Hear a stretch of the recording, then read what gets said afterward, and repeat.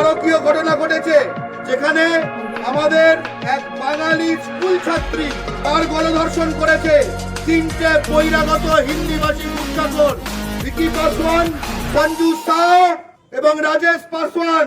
আমরা স্পষ্ট বলছি, সকলে এখন আমরা এদের ফাঁসির কাঠে ঝুলতে দেখতে চাই,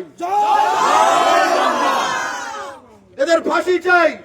এটা অন্য কোন রাজ্যে সম্ভব নয় যে সেখানকার স্থানীয় কোন কন্যা, স্থানীয় কোন বোন, স্থানীয় কোন দিদি সেখান থেকে অন্য রাজ্য থেকে এসে সেখানে গিয়ে গণধর্ষণ করছে। এটা কোথাও সম্ভব না। আপনারা মনে করে দেখুন, দেখাতে পারবেন বিহারে কোন বাঙালি ছেলে গিয়ে ধর্ষণ করেছে? কখনো আপনি কখনো দেখাতে পারবেন যে ইউপিতে গিয়ে, ঝাড়খণ্ডে গিয়ে কোন বাঙালি ছেলেরা মিলে গণধর্ষণ করেছে? জীবনে দেখাতে পারবেন? সেটা যদি দেখাতে যখন পারবেন না, সেটা যখন সম্ভব নয়, আমাদের তাহলে জানতে হবে যেই ওরা বর্ডার পেরিয়ে পশ্চিমবঙ্গে ঢোকে তখন কিভাবে ওরা সাহস পায়। এই সাহসটা কারা দেয়? এই সাহসটা কারা দেয়? আমি একটা কথা বলছি, এই সাহসটা হয়তো আপনারাই দেন, আমরাই দিই। আমরা ভাবি ও ঠিক আছে, ঠিক নেই। যেটা অন্য রাজ্যে অসম্ভব সেটা পশ্চিমবঙ্গে সম্ভব করতে দেওয়া যাবে না।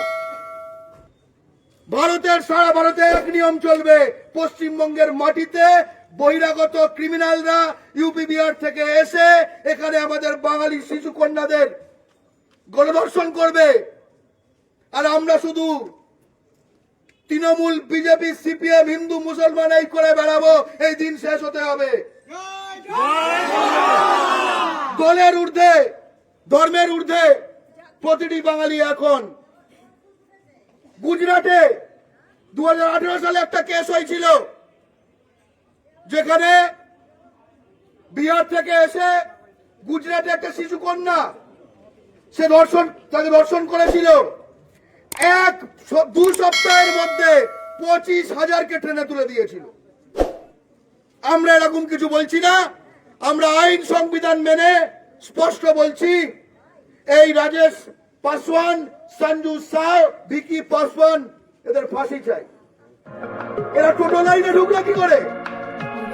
এরা অটো লাইনে ঢুকলো কি করে? এরা স্থানীয় প্রশাসন ঢুকে যায় না? এরা স্থানীয় প্রশাসন হলো কি করে? এরা কারা?